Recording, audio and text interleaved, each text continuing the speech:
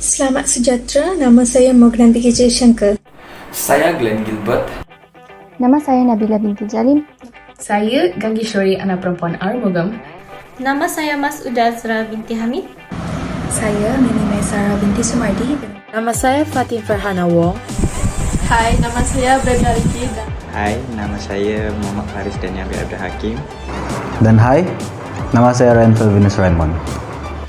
Kami ahli kumpulan 7 bagi kursus PPI 3012 Budaya Usahawanan Grup Q dengan tajuk kampanye kami yaitu kampanye menangani isu pemandu mabuk.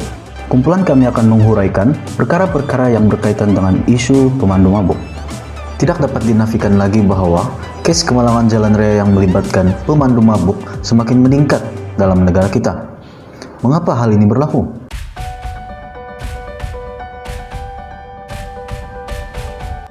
Punca pertama wujudnya isu pemandu mabuk di negara Malaysia ialah undang-undang yang kurang ketat.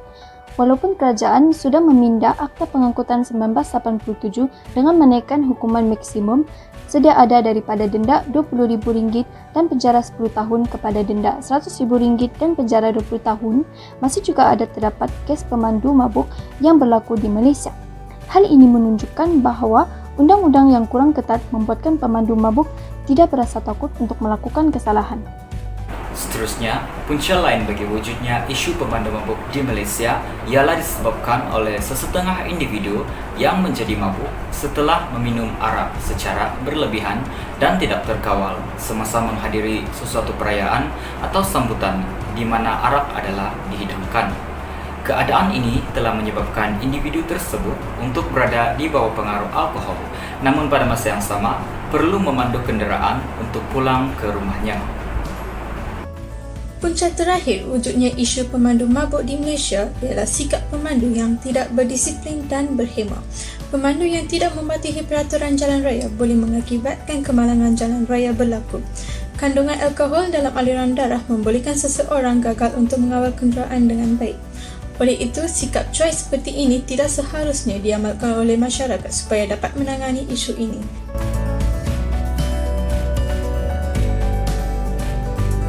Terdapat banyak kesan memandu dalam keadaan mabuk terhadap individu dan masyarakat.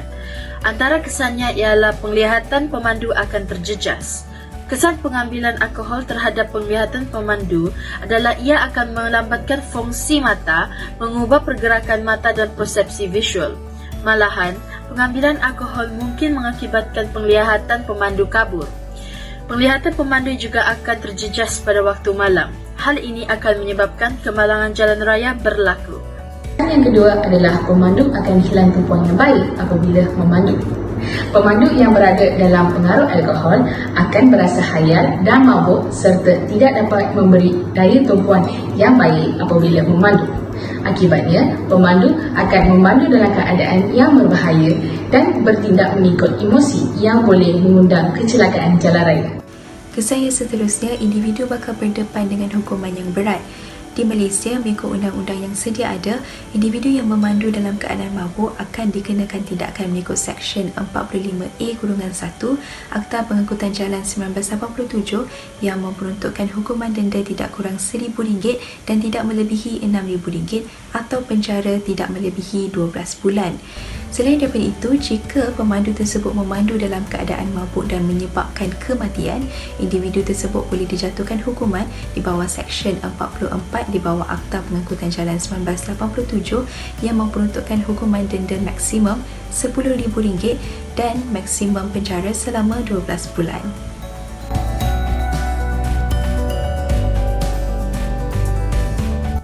Pertama sekali, pihak berkuasa haruslah melaksanakan dasar kawalan alkohol yang lebih ketat, di mana penjualan minuman beralkohol di kedai, bar serta restoran haruslah dikurangkan. Sebagai contoh, penjualan minuman beralkohol sebelum 5 petang dan selepas 11 malam adalah dilarang sama sekali. Setiap restoran dan juga bar perlu memastikan pelanggan mereka yang membeli dan menggunakan minuman beralkohol dilarang untuk memandu sendiri. Mereka wajib untuk memesan pemandu khas bagi menghantar mereka pulang ke rumah. Ingat, pemandu harus bertanggungjawab untuk tidak mengambil sebarang minuman beralkohol semasa memandu bagi mengelakkan sebarang perkara tidak diingini berlaku. Cara undang-undang dan hukuman dikuatkuasakan juga sangat penting bagi mengurangkan kes kemalangan berkaitan alkohol. Dua faktor yang lebih efektif untuk menghalang tingkah laku ini ialah memastikan pemandu mabuk itu akan ditangkap dan dihukum serta kepantasan antara waktu mereka melakukan jenayah dan masa hukuman. Pakar percaya dengan menerapkan polisi yang lebih cekap dan menjatuhkan hukuman terhadap mereka adalah penting bagi memastikan undang-undang tersebut diketahui dan orang akan mematuhinya. Meningkatkan cukai arak dapat meningkatkan harga penjualan arak, seterusnya menyebabkan pengurangan jumlah pembelian arak. Meningkatkan harga minuman tersebut merupakan salah satu intervensi yang paling berkesan untuk mengurangkan penggunaan alkohol. Tindakan tersebut juga dapat mengurangkan kematian berkaitan alkohol, kemalangan jalan raya, dan juga jenayah yang berkaitan dengan keganasan.